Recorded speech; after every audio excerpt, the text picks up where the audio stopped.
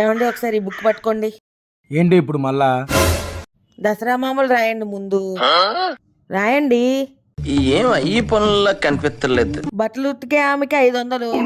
రాయండి. ఎందుకు? వంట చేసే ఆమెకి 500.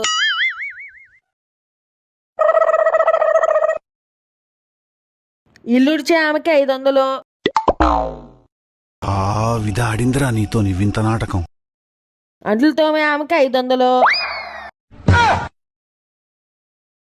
ఇంట్లో ఐరన్ చేసేదానికి 500. ఇంకెవరున్నారు మన ఇంట్లో ఎంతమంది పనిచేయడానికి పనోళ్ళు? నేనే ఆ పనామిని 24/7 చేస్తా ఆ పనంతా. ఒక్కొక్కరికి 500 చొప్పున వేసుకున్నా ఈ దసరా మావులే 7,000 దాకా ఇవ్వాల్సి వస్తుంది మీరు. ఆ ఒక్క మాటతో లేచి 2 జేబుల్లో చేతులు పెట్టుకుని నడుచుకుంటూ వెళ్ళిపోతున్నాను. నేను ఎక్కడికి వెళ్తాను కూడా నాకు తెలియదు.